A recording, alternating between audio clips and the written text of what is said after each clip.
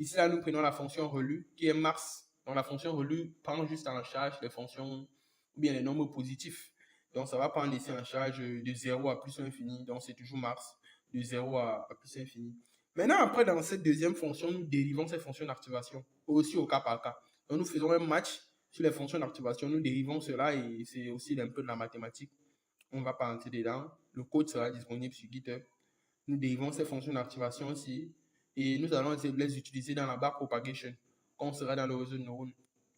Dans ce deuxième fichier, nous travaillons essentiellement sur les couches.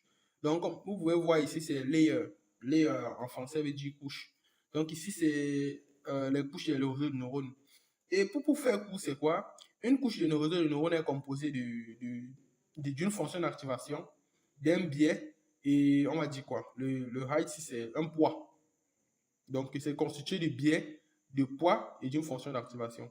Donc, ici, dans l'implémentation de layer, nous avons une fonction qui nous permet de créer un réseau de neurones. Donc, ici, vous pouvez voir, dans la création d'un réseau de neurones, on applique directement la non-linéarisation.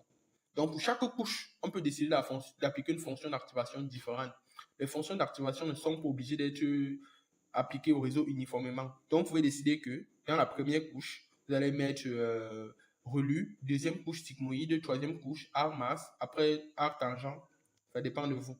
Maintenant, ici, nous définissons les poids. Les poids des réseaux de neurones sont généralement calculés avec une formule qui est Wx plus B.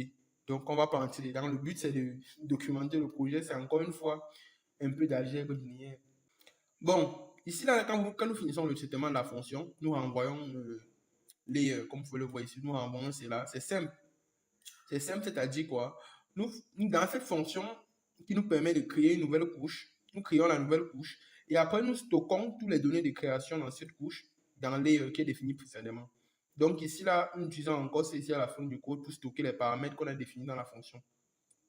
Donc, dans cette deuxième fonction,